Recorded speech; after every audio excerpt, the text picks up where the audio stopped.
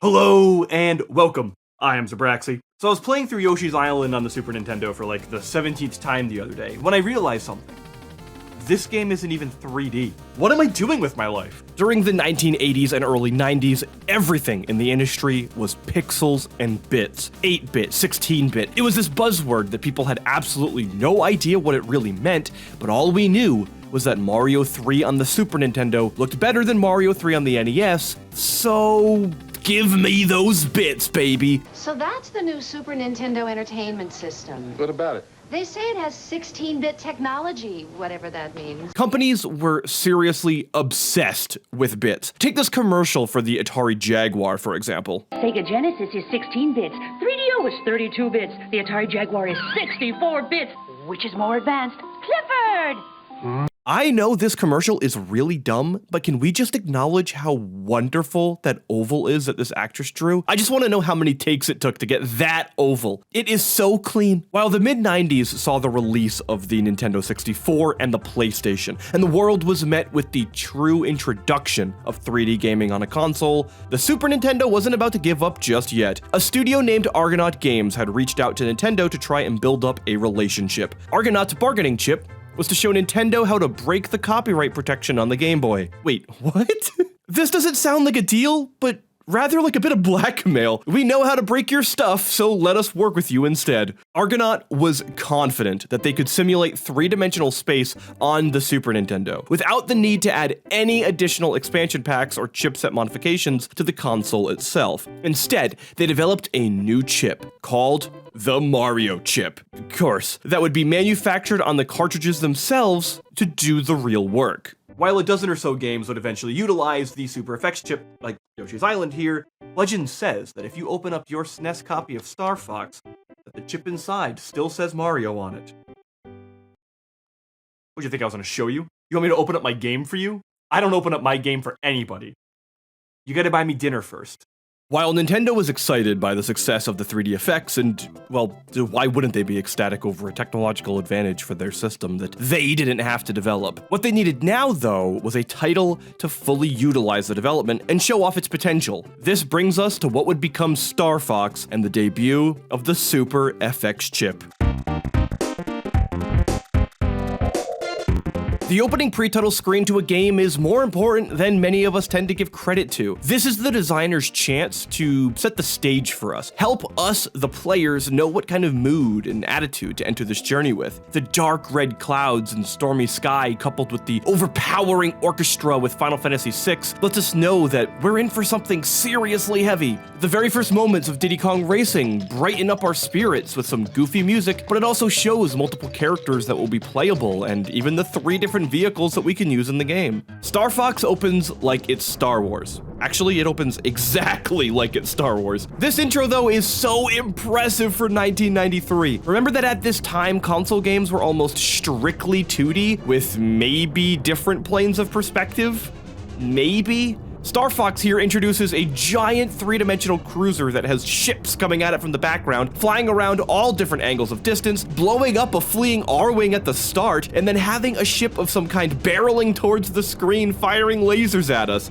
Wow, this is so good. There wasn't anything else like this at the time. All right, Argonaut and Nintendo, color me impressed. Should I do blue impressed or orange impressed?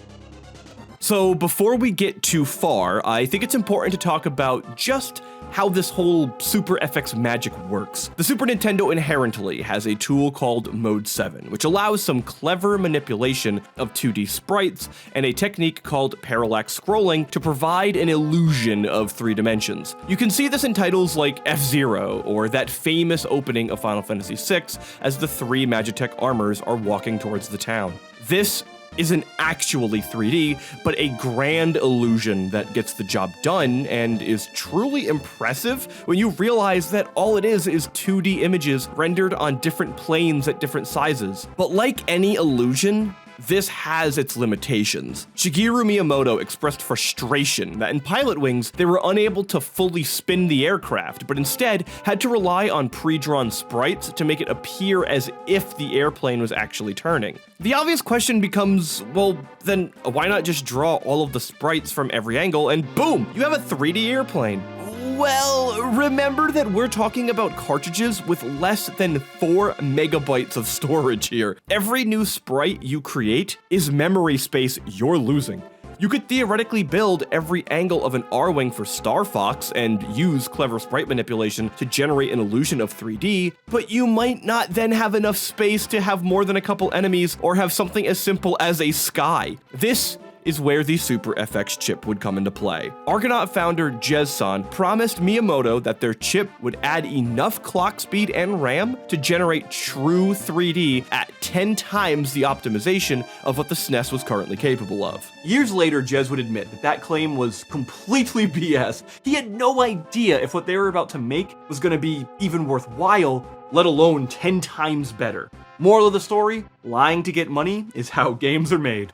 The Super FX had the speed capable of rendering proper polygons, and now we're able to make some real 3D. The chip acted as a second processor that would render polygonal graphics and store them in RAM to be called upon when needed. This took immense load off of the Super Nintendo CPU, and in turn allowed a backup chip to work simultaneously and specifically on 3-dimensional renders. In essence, the Super FX chip was quite possibly the world's first graphics card outside normal display output devices. Combine this potential with Mode 7 and you get some pretty impressive results. Potentially equally as brilliant is that the chip also had additional processing power available, so if you didn't use the 3D rendering capability, then you could still use its additional resources to make some cool effects happen on screen, like the distortion from Touch Fuzzy Get Dizzy in Yoshi's Island, which one of my all-time favorite levels, by the way. id Software would use its extra power to do something as simple as render additional textures onto walls in Doom to make the environment feel more alive. All of this brings us to 4 anthropomorphic animals and their attempts to fight an evil monkey in space. Here we are. Star Fox on the Super Nintendo, or Starwing if you live on the wrong side of the Atlantic Ocean. Over the years, I've casually come back to try out Star Fox from time to time because I admire its place in gaming history, but I've never actually finished it. Actually, something really fulfilling about making these episodes is that I'm able to go back and play through games I've never completed or never even played. My favorite moments are when I'm able to chat with somebody who watches these videos, and your input helps shape the ideas I can have, or even just the perspectives that you share. This very video stems from a poll that I threw up, and quite honestly, Star Fox was a filler option because I just wanted to throw something random in there that I hadn't planned on doing. The fact that it won really confused me, but it also made me pretty happy because I do love this series, and it also just brought a smile to my face because this episode I'm making right now is being made specifically for those who voted for it. And if you didn't vote for it, then maybe you should have voted more for Gravity Rush, because no one seems to care about that one, apparently. God, I really want to play those games. They look so cool. Ahem. Yeah, Star Fox. We're presented with a map of the Lilat system, or less of a map and more of just a default stage select screen here. The basic idea is that Corneria is being attacked by an evil monkey scientist named Andros. General Pepper has hired the Star Fox team to lead a counterattack against Andros and his core base of operations on the planet Venom. This counterattack has 3 potential strategies, with each plan serving as a possible route to take across the Lilat system. The player gets to choose which plan to go with, Route 1, 2, or 3, and each route is progressively harder than the last, but has the possibility to deal a larger blow back to Andros. Fun little trivia here, by the way, but in the West, there's a common saying, fighting like cats and dogs. Well, in Japan, it's slightly different and said as fighting like dogs and monkeys. So there you go. If you ever wondered why a fox was the protagonist and a monkey was the villain, yeah, right, no one was wondering that. I think it's best if we go through these stages route by route. So let's start with Path 1. No matter which choice you make, you will always end up starting at Corneria, and the level will shift slightly, but anyway, here we go. Let's see what Star Fox is all about. Good luck. The best part of the whole game, by the way. Enabled. Secondary weapons to enable. Lamp Primed. Astrogation systems to enable. Enabled.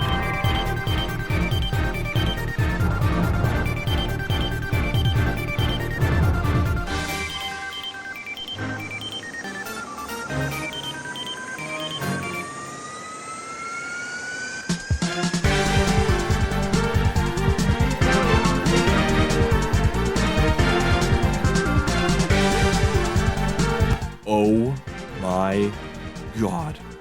This might actually be one of the most impressive first levels I've played in a long time. This is brilliant. All right, hold on. Let's break this down a little bit because there's so much to talk about in this first level. In terms of setting up the atmosphere of what's going on and the personality of the crew, there's not much they could have done better here. Right from the opening scramble, we see how these pilots are being deployed out as one unit, probably a squad or a team of some sort. Also, the sirens and the jet boosting out of the base lets the players know that whatever is happening is urgent. The action is already happening, and we're actually late to the scene. Cut to them flying out of the base with that incredible music kicking in, and it just builds up upon the energy. Fox opening with a check-in call helps establish who the leader is. Falco's response is serious. Slippy seems almost childishly ambitious. Peppy also comes off as a leader, as if he's also done this before, which is a great nod. The way the 4 R-Wings are all in frame too for those first few seconds as the level starts is so cool. It makes you just feel so badass. It's like your squad is here and about to wreak some havoc. Then Peppy and Falco break off the flanks while Slippy does this massive somersault. And that's not the only trick that Slippy will pull off here either. Just after this, Slippy will ask Fox to watch him as he flies through the arches. Not only does this help further establish Slippy's personality, but it also teaches the player an interesting mechanic. By following Slippy through all of the arches, it will spawn a Twin Blasters power-up, which now allows Fox to shoot 2 lasers at once. Shocker by the name, I know. The Twin Blasters upgrade can also go up 1 more additional stage by finding this upgrade again while already having stage 1, and it will now also further increase the damage. Just after this, you then see Falco chasing down an enemy claiming that this one is his. This is the dynamic set of small touches that add such character to a game. If the player wants to toy with the situation, then you can also shoot the enemy that Falco is chasing, which results in him scolding you. Continuing through Corneria is an exercise in grasping the controls that you'll be working with. Each set of enemies that appears comes with a different pattern from the last. Then, yet another detail kicks in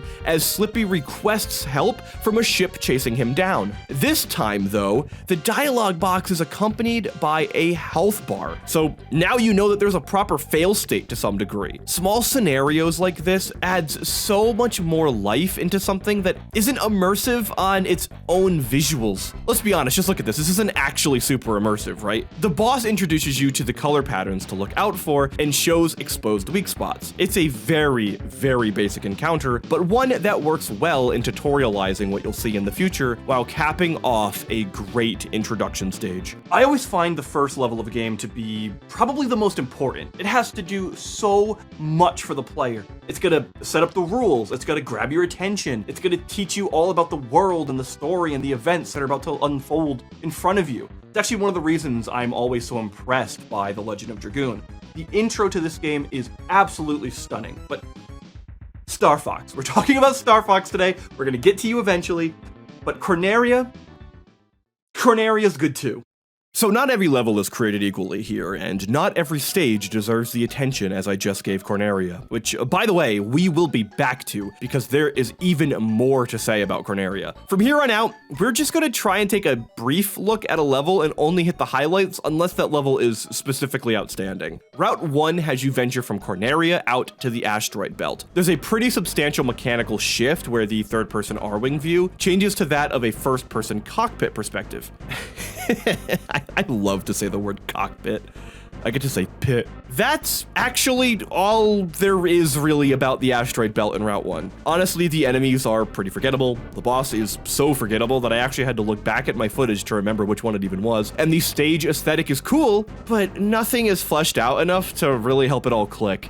Well, there is one thing about this level that is really neat and incredibly important, but we're gonna have to come back to that later because it will make way more sense when discussing a later route. This then brings us to Space Armada. How would you like to play a space shooting game where you are navigating through a space battle while bobbing and weaving through debris, shooting enemies, and flying into enemy battleships to destroy their internal generators, essentially destroying a fleet all by yourself? Honestly, if you don't want that, then there's no hope for you, I'm sorry. First off, the music of the stage is pretty tense. It's a track that comes off as a lead up to a larger section, but this is it. The build-up is the entire level. While Corneria was setting the stage for planetary combat by flying over all these open fields and through these ranges of cities, Space Armada attempts to fully expose the player to the sense of scale that space battles will undergo. The fact that you enter multiple battle cruisers across this entire stage and damage cores each one at a time only adds to the sensation of taking down an entire fleet. The weight of this scenario is superimposed by the increased difficulty that accompanies this stage as well. Increasing tension separates this stage from the others. Battling against a fleet of enemies is cool and all, but if there's an additional threat, then this scene only hits the player that much harder. This extends to the boss of the level as well, which, while not really the most interesting encounter of the entire game, it does force you to think differently than most of the others. When the lasers reverse, you either have to switch sides so you can move your perspective, or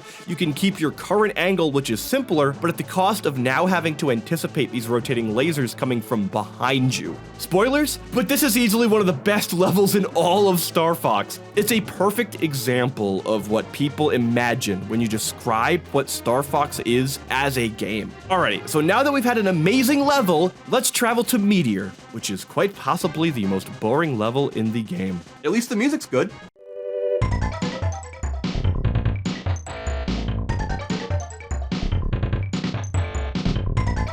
There's some weird enemy designs here. They look kind of like walker robots. I know these polygonal designs have to be this way for technical limitations, but these just look more silly than anything. They look goofy trying to walk around the screen. General Pepper does give you a hint to this level, and it's a pretty good one. The trick to Meteor is to hit the brakes. A lot. The view distance is so low that things just pop into existence and you have to slam the brakes not to hit them, or use the retros, as Pepper calls them. These babies in here aren't brakes.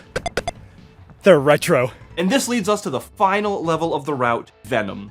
But every final level of every route is Venom, so we're gonna come back to it.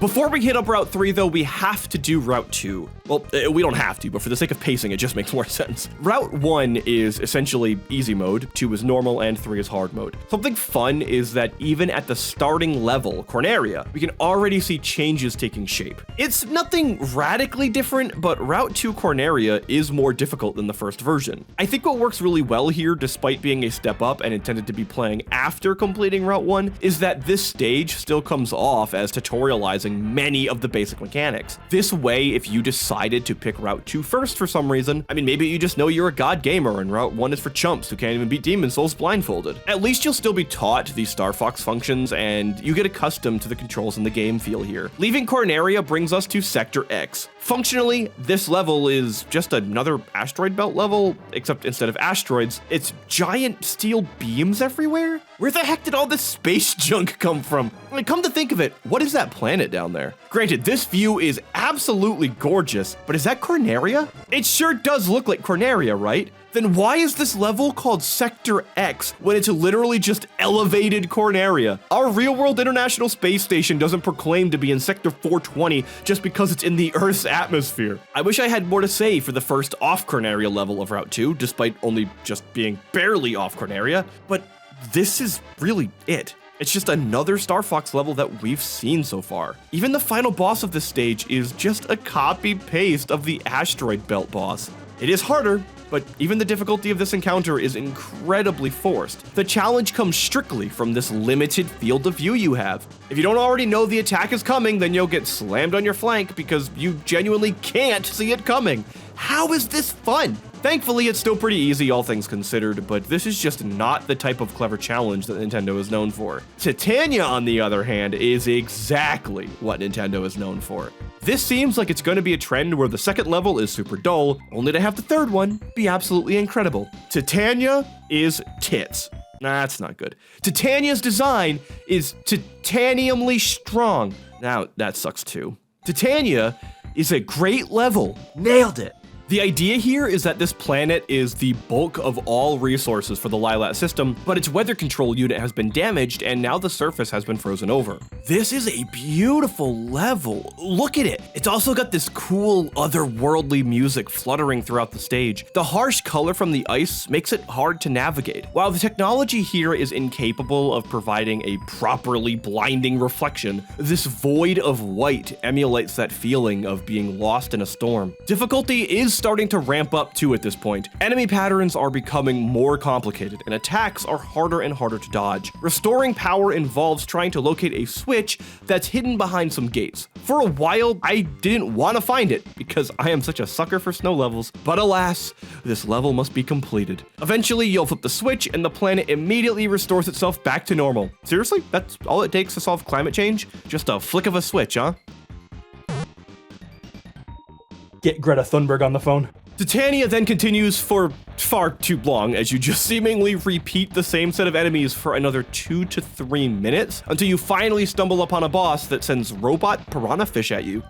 Neat. Sector Y exists, and I still don't really know what to think about it. I'm leaning towards with a side of, I don't know. The enemies here don't feel like attack robots. Most of the creatures are clearly mechanical in nature, but they seem like machine animals that are just roaming the area while you kill them all in your path. I don't know what the point of this level is. There are these amoeba type creatures that you can't destroy, but you have to shake them off by doing a barrel roll. So, I mean, I guess there's that. But again, what's the point?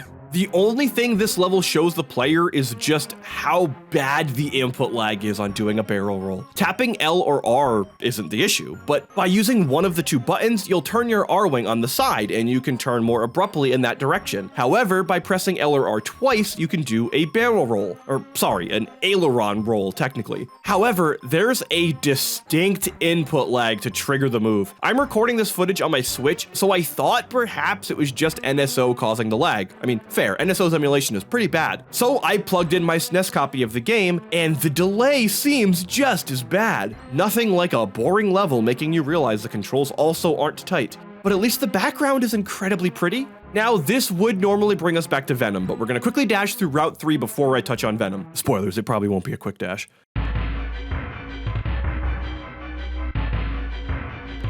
This third path is essentially the game's hard mode.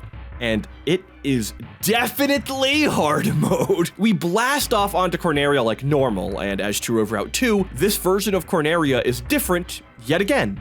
In fact, I would argue that this is the best version of Corneria. Whereas you would expect this time around for Corneria to drop introducing new mechanics, it doesn't. It keeps them coming. It yet again brings the player some new enemy patterns, but most specifically, it forces the player to properly learn how to use the lean with L&R and how to barrel roll. The reason barrel rolling is so important here isn't like it was in Sector Y where you have to shake off enemies. No, barrel rolling in Star Fox also serves a secondary purpose. Any laser type projectile that would normally hit you can be deflected by a well-timed barrel roll. While this is hardly the first time you'll learn this trick, this is the first stage where it's incredibly difficult to make it through without perfecting this mechanic. The lean, the deflection, and the precise movement are all critical to navigate through the city's dense areas that are new now to this Corneria stage. These same mechanics will become quintessential in executing perfectly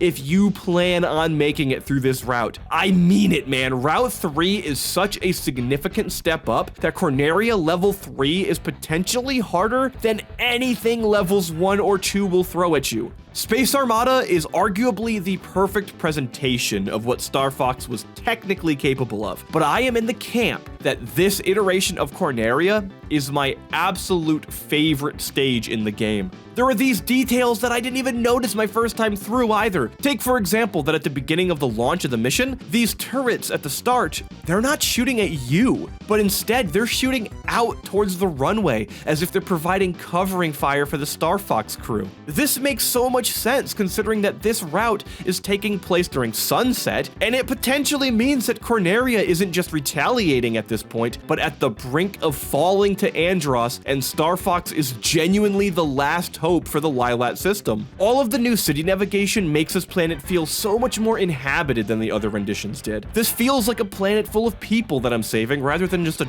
giant field filled with robots. Enemies are smarter than before and will actually sneak up on you by hiding behind large buildings and objects. I used the boosts and brakes more times in this one level than I did for every level before it combined. The variety is wonderful. The theme song is still top-notch, and it's all capped off with a great boss fight. Rather than just a big robot ship, the assault is now against a carrier that is sending out loads of units that you have to stop. While it's not the most mechanically interesting encounter in the game, the new role that this enemy presents makes the finale really slam that feeling of an invasion into your face. And then we have Route 3 Asteroid Belt, or as I like to call it, get me off this ride. I hate this level.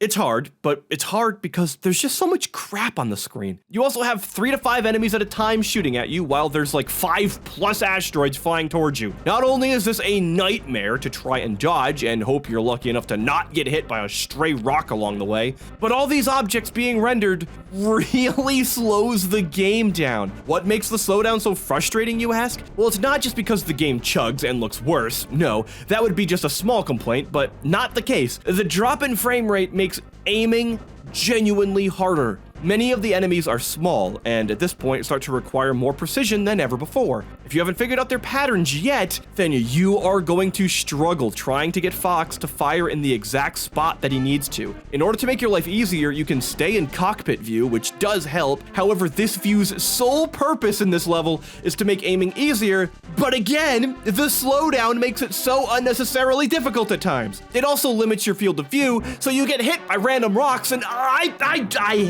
hate this level so much. What happens is you'll end up having to rock the D-pad back and forth so often, but by the time you let go of the D-pad to hit the next button, the game refreshes and now you're behind where the enemy was, and now you're also flying straight into an asteroid, breaking a wing, then you lose your laser upgrade, which essentially just means you should restart the route anyway, because man, this is gonna be an increase of difficulty. It gets really hard, really fast, and it's actually not that hard, but this curve, this spike is significant. A lot of the enemies here, they don't even shoot at you either. Instead, they just fire and then kamikaze dive bomb at you, so that way you have to be on your toes at all moments of the stage. And what the heck even are these things? We're really gonna start throwing Majora's Mask moons through space now? Actually, just imagine that for a moment. This means that there isn't just one moon that we saw in Termina, by the way, but a whole asteroid belt of these things. Hyrule is screwed.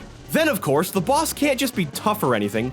No, the fight also has to be a battle of attrition that is equally as long of an encounter as the entire stage before it. Even better, when you kill the damn thing, it launches itself at you, taking up half the screen, and if it connects with you at all, it's death. I hate this stage so much. And then Fortuna, which this level is fun to play, but it's a bit odd contextually. I was really confused why all the enemies here were animals, but evidently Andros mind controlled them all, and now you have to stop them from rampaging their own planet or something. I don't really know what this has to do with the settlement of Corneria and all, but I mean, and the music's good. What makes this even more confusing is that one of the most common enemies in this stage is a bunch of plant vines. Was General Pepper really concerned about some plants in an interplanetary war? I just don't buy that the leader of an army calling on a mercenary crew to go cull the rampaging Buffalo of Fortuna when Andros is quite literally conquering an entire star system. Whoa, and what is this boss? Is this the legendary rope monster I was warned about? And then that's Fortuna. Yeah. It's the whole level. I'm glad we had it. Sector Z feels really out of place. It's not at all that difficult compared to the surrounding levels, which does actually act as a nice pace breaker. On the other hand, it's just the Space Armada level without multiple bases to blow up. The final boss is even the same, just slightly harder. That's it. Now, Macbeth, on the other hand. Thankfully, on a scale from 1 to 10, this level is pretty good. If you're doing Route 3, you are going to be seeing a lot of Macbeth though. Why? Because this level is brutal, and the most lives I ever had by the time I made it here was 4. I don't think it's the hardest level in the game, probably second though, and the punishment is relentless. The absolute worst thing that can happen to you here is getting wing damage and losing twin blasters. If that happens, then the entire stage becomes exponentially harder. I had to route reset on Macbeth a couple times, which sucked, but I mean, it could have been worse. I also can't say Macbeth is entirely forgettable because, again, you're gonna do this level plenty of times. Why? Venom. That's why. All 3 of the game's routes end with Venom, and all 3 change Venom's level similar to that of Corneria. Route 1's Venom is pretty easy and straightforward. The first part of the stage takes place in the atmosphere above Venom itself. It's a pretty standard stage with a slight increase in difficulty. It's easily the toughest Route 1 level, but again, it's not that hard. The best part is definitely the view. Just look at that beautiful glow of Venom. Nintendo and Argonaut made a brilliant call here by having you descend from the outer atmosphere down to the surface across the 2 stages. It really delivers the feeling of an invasion, similar to how Corneria 3 did. Part 2 of Venom 1 is another simplistic level with a lot of random pillars and blocks dropping from just barely off screen. It's actually pretty artificial feeling, and it impedes the potential high that this level could have. But look at that background though. The distance is so gross looking. The green and brown gas forming this thick and aggressive atmosphere. The lightning strikes warn off would-be invaders. Venom is a horrible place to be, and Star Fox wonderfully conveys that you were at the footsteps of the antagonist. Venom Part 2 ends with the battle against Andros. Finally, we get to see this monkey mastermind once and for all, and why does he look like that? Well, anyway, the goal is to shoot his eyes out and dodge the insane amount of projectiles thrown your way. Every so often, Andros will try to suck you up, so you're forced to use your retros. I'll have you know these babies beat Andros 60% of the time. Every time. After you blow out the eyes, Andros unleashes his true potential, a 3-dimensional cube of his portrait. What a monster. And then that's it. That's Andros. That's the final villain of the game. Our antagonist. Ruler of the Lilat system and all that is evil. A pixel cube. We get it, Argonaut. You can 3D things. Route 2 Venom changes slightly. Part 1 is mostly the same as before, just harder. The view above Venom will never get old, by the way. Do you know about planetary glow, by the way, how the atmosphere actually makes a planet glow like that? Earth has it as well, so seeing that glow on Venom, just really great call. Seriously, good job. There's not much here to say other than, oh crap! Yo, that is actually terrifying! This entire fight boils down to hitting the brakes at the right time or dying. That's the fight. It's honestly kind of boring, but to give it credit, the first time that boss slams at you from both sides while Peppy is screaming at you to hit the brakes, it's pretty memorable. As you blow up what I can only describe as the Clapper of Doom, you'll notice a small vessel shoots out and head towards Venom. This is your new boss, actually, and the entirety of Venom Part 2 is basically a giant chase sequence.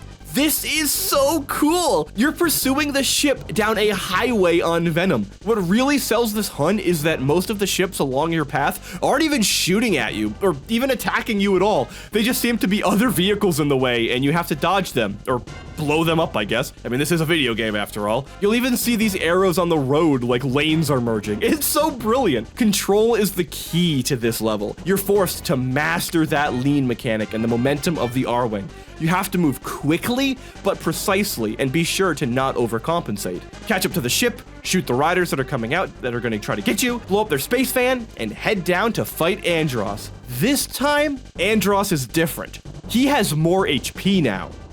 Next. Stage 1 this time is, yet again, an incredibly simplistic and pretty easy level. There's not much to note here other than, yep, that view is still beautiful. And the boss fight is pretty cool. You basically play a continual game of chicken with this massive battle cruiser. This is the first time in Star Fox that you get to really turn around in a 3D field. It lends a pretty wonderful spectacle to the encounter. All in all, it's a good fight, except for one thing. This boss has so much health. No joke, the boss fight took me 3 times longer to beat than the level. Route 3 Venom Part 2 is what I like to call the controller dropper. Sometimes a game will introduce a boss or a level that's so confusing, challenging, or unfun that you just drop the controller and move on with your life. The tutorial of Driver on the PS1 is a great example of this. The final boss gauntlet of Street Fighter 2010 is notoriously run-ending. Another big one that lives rent-free in my head is the inside of the volcano in Super Mario Sunshine. To this day, I've never beaten Sunshine because every time I want to give the game another go, I remember that I'm going to have to do the volcano level eventually, and I just put the game back on my shelf. Route 3 Venom was almost this for me as well. In fact, I can safely say that I will never do Route 3 again simply because of this level right here. Is it really that hard? No, not really. I've played through way harder stages in games. What makes this difficult, though, is all of the trial and error and waste of time. What makes it even worse is that if you lose all your lives here, which I did a lot, you have to restart the entire route back at Corneria. If I had 5 to 10 attempts back to back, then Venom probably wouldn't have been a big problem. The thing is, even right at the start of the level, if you don't know the pattern for these falling pillars or when to time the brakes, it's death basically immediately. Then you have to figure out all these falling platforms immediately after, but you might have died enough times to lose all of your lives at this point, because honestly, Macbeth isn't all that easy either, and you only ever really top out at 3 lives by the time you hit Venom if you've ever played well. But if you've game overed and you have to do the entire route again, then you forget the pattern by the time you get back all the way to Venom, thus leading to at least another 1 or 2 wasteful deaths, only to finally make some progress, die once more, and head straight back to Corneria. Remember when I said there was a secret in Asteroid Field Route 1? Remember that level? The one that was like pretty boring and not fun at all? Yeah, well, if you suck at Star Fox like I do, you're gonna go there an awful lot, because it might suck, but it's gonna save you so much time. So here's the thing. If you game over on Route 3 Venom, do not restart at Route 3 Corneria. That is a trap. Instead, take Route 1, beat Corneria like normal, and head to the Asteroid Field level. You're gonna do the level mostly like normal, but with a slight change. When you see these giant Mario fire sticks of 5 asteroids spinning around, you want to align yourself with the center asteroid, and at the last second, destroy that asteroid and fly right through the middle of the pillar. There will be 3 of these pillars that you have to do this to. If you do it successfully, after flying through the center of the last pillar, you should see a Majora's Mask moon off to the side. Shoot it, and fly into the black hole. This place is pretty cool and consists of loads of dead enemies and bosses lost within this gravitational vortex. It's definitely an odd stage and a pretty fun one to traverse given just how different it is. There's also a pragmatic purpose to this secret though. There are 3 warps in this area. The first one will bring you to Sector Y in Route 2, the third one brings you straight to Route 1 Venom, and the second option brings you to Sector Z in Route 3. This means you can skip Route 3 Asteroid Field, because god I hate that level, and Fortuna. It's not much, but this is by far the most effective way to salvage a failed Route 3 run. I had to do this at least 4 or 5 times. Then you'll do Sector Z, die a couple times through Macbeth until you perfect it out of necessity, and then slam your face into Venom again. If you can make it past the first 45 seconds or so of Venom, you're clear. The final 2.5 minute stretch is a joke, which kinda just makes it all the more frustrating that the challenge is so front-loaded and the back 2/3 of the stage is genuinely boring how easy it is. This then brings us to Andros, who, holy f***, never mind, getting to Andros is actually the hard part. Why make this last hallway so hard to navigate through? You know what's great? Getting a game over here. It's my favorite pastime. I do it on the regular out of pure enjoyment. I just get so nostalgic for that black hole that dying mere seconds before the final boss just fills me with joy. This eventually, though, leads us to the real Andros encounter, which is basically the same thing as before, except he has more health, and now there's this ox form head. Okay. We fly out of the base, do the final check-in with the team, and fly off into the now safe Lilat system. The ending is actually kind of a bit of a bummer. The Andros fight is cool, and it's definitely a technical feat with all the 3D projectiles getting thrown at you, but other bosses have done that too, so it's not that exciting seeing it one more time. And this is where I thought I was done with Star Fox, but I learned of one more secret, and then I read on how to do it. and I had to give it a try. Alright, so get this. You need to go into Asteroid Belt Route 3, my favorite level in the game, of course. Screw this level. Early on in the stage, though, you'll notice a massive asteroid to the left that you can't destroy. Well, soon after that, you'll find another massive rock on the right, but this one you can shoot and explode. When it blows up, an egg will pop out from it, soar into space, and hatch into a giant bird. And if you think that's weird, it is. Whatever you do, be sure not to shoot the bird. That would make sense. Ask yourself, what's the dumbest possible thing that we could do here? Ram into the bird with your R-Wing, triggering an inter-reality rift, forcing Fox through a wormhole and into another dimension? Yep, I mean, that is probably the dumbest thing possible, and that's exactly what we need to do. Welcome to the fourth possible ending to Star Fox. We're in a dimension of killer origami and a spatial design that only psychedelics can create. There's absolutely no information about this place, by the way. It's just a random secret stage that serves absolutely no purpose other than to be a random secret stage. Unlike the black hole, though, we actually have a boss here. How stupid can we get? How about a giant flying slot machine? Yep, this might just be the most Japanese boss I've ever seen. You have to pull the lever, and if you get something good, you'll get coins to restore your health. If the roll is bad, then enemies come out and you have to kill them. This loops continuously until you finally roll 777 on that machine. Congratulations, you've beaten the boss, and now even the end credits don't work. I love this place, I really do. I guess that's my sign, though, to start wrapping it up.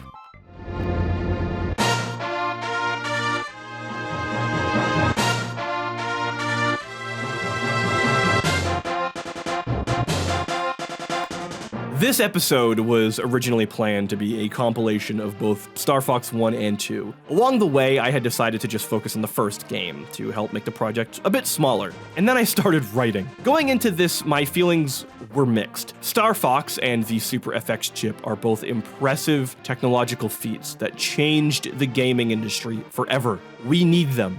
We should pay a thank you to Star Fox. The game of Star Fox itself is so critically important to the realm of 3D rendering and graphical development, and I just don't think it truly gets enough recognition for that. As a game, on the other hand, it's quite a mixed bag. All three Corneria levels, Space Armada, Titania, the Highway Chase, and some of the other stages are astounding representations of not only the technology, but quality game design. Most of Star Fox, on the other hand, just isn't. It's such a shame for me to say, but I don't think this is that memorable of an experience. In fact, many of the levels that I discussed, I had to go back to and watch through footage to remind myself of what the level even was and what happened, and also to help me verify to make sure I didn't lose anything of interest, because I really didn't remember it. Most levels were generic rail shooter stages that impress technologically, but neglect to stay engrossing all the way through to play.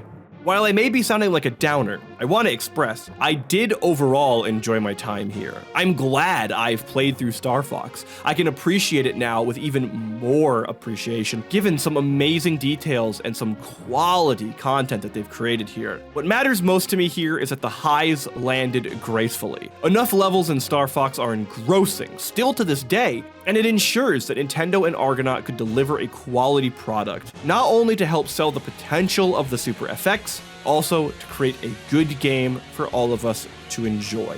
A lot of what was made here had not been done before, at least not on the limitations of a console, and what is here is so good by that benchmark. To that end, this Fox truly helped make a third dimension a reality.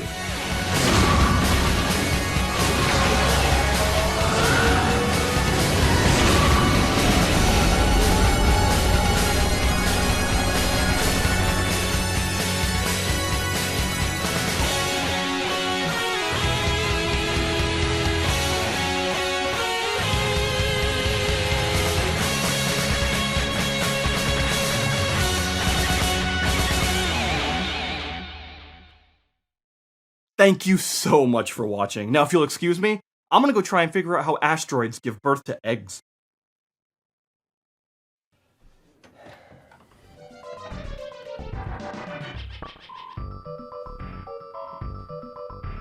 Bye-bye.